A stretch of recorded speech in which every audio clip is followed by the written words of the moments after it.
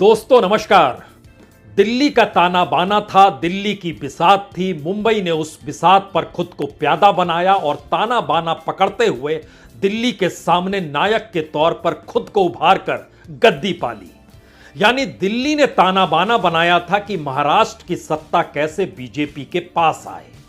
राज्यपाल की जो भूमिका थी, स्पीकर की जो भूमिका थी और बीजेपी के नेता देवेंद्र फडणवीस जो इस वक्त डिप्टी सीएम है, उनकी भी जो भूमिका थी, उन तमाम भूमिकाओं को ना तो कानूनी तौर पर सही माना जा सकता है और ना ही संविधान की व्याख्या करते हुए इन्हें सही ठहराया जा सकता है। सुप्रीम कोर्ट ने महाराष्ट्र सरकार को लेकर आज जो फैसला दिया, दरअसल वह उन परतों को उघाड़ गया जिन परतों को अक्सर मोदी शाह की राजनीतिक सत्ता रेड कारपेट तले छुपा लेती है। 5 जजों की बेंच बैठी और 5 जजों में चीफ जस्टिस खुद अगुवाई कर रहे थे। उसमें जस्टिस शाह की मौजूदगी थी, जस्टिस कृष्ण मुरारी की मौजूदगी थी, जस्टिस हिमा कोहली की मौजूदगी थी और जस्टिस पीएस नरसिम्हा की मौजूदगी थी। लेकिन फैसला खुद चीफ जस्टिस पढ़ रहे थे और उन्होंने जिन बातों को रखा उसमें बहुत साफ तौर पर 3 बातें उभर कर आ गई। पहली बात, गवर्नर की भूमिका संविधान के अनुसार नहीं थी। चाहे वो बहुमत साबित करने का निर्देश जारी किया गया हो या जो घटनाक्रम हो रहे थे उसके बीच में वह जिस तरीके से कूद गए और हर दिन जो व्याख्या कर रहे थे वह पूरे तरीके से संविधान के प्रतिकूल यानी गैर संवैधानिक था। स्पीकर की भूमिका जो निभाई गई और स्पीकर की नियुक्ति जिस तर्ज पर हुई और इसके ठीक समानांतर जो व्हिप के तौर पर जो व्हिप नियुक्त किया गया, एक तरफ शिंदे गुट ने किया और दूसरी तरफ उद्धव गुट ने किया। तो शिंदे गुट ने जिस तरीके से व्हिप की नियुक्ति कर उसी को सही माना, वह भी गैर कानूनी है। यह पहली स्थिति बतलाती है कि दरअसल यही वो परिस्थितियां होती है जिसमें गवर्नर अगर मैनेज हो जाए, स्पीकर अगर मैनेज हो जाए और कुछ ताकत बीजेपी के पास हो तो वो सत्ता पलट सकती है। और यह काम उसने बाखूबी इससे पहले कर्नाटक में भी किया। मध्य प्रदेश के भीतर तो विधायकों को करोड़ों के खेल करके उनको अपने अनुकूल करना यह एक दूसरी परिस्थिति थी। लेकिन क्या महाराष्ट्र की भूमिका मौजूदा वक्त में उस कानूनी और संवैधानिक परतों को उघाड़ रही है जिसका खेल दिल्ली में बैठकर मोदी शाह की सियासत करती रही?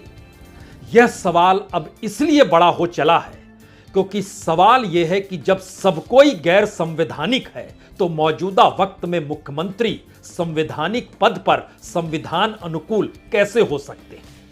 और यही वो सवाल है जो सबसे बड़े तौर पर मौजूदा वक्त में उभार रहा है कि अब स्पीकर की भूमिका क्या होगी, क्योंकि सुप्रीम कोर्ट ने अपनी गेंद अब स्पीकर के पाले में डालकर यह कह दिया कि आप ही तय कीजिए कि जो 16 विधायक शिवसेना से निकले वह 16 विधायक अयोग्य हैं या योग्य हैं।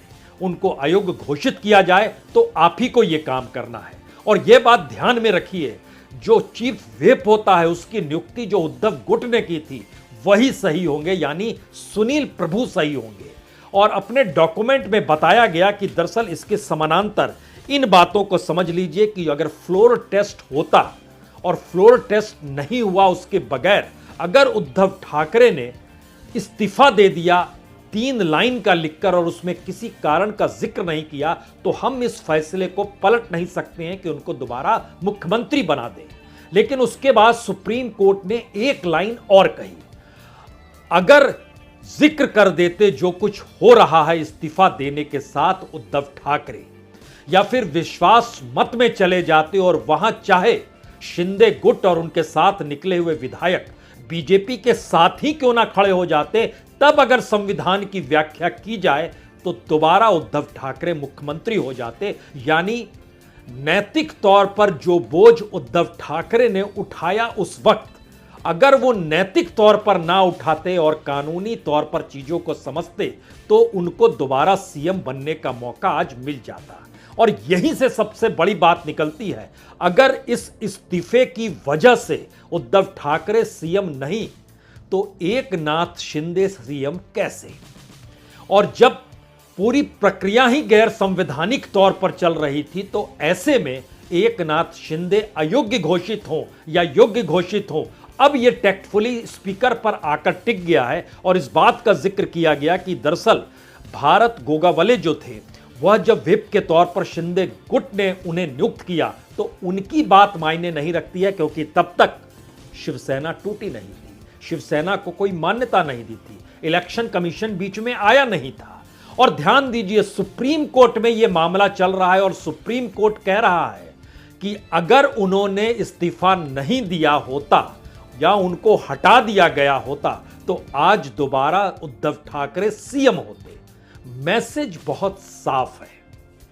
जिस तरीके से एकनाथ शिंदे 16 विधायकों के साथ निकल कर आए और उनको पनाह किसी दूसरे ने नहीं बल्कि विपक्ष की पॉलिटिकल पार्टी बीजेपी ने दी और बीजेपी के नेता देवेंद्र फडणवीस ने दी।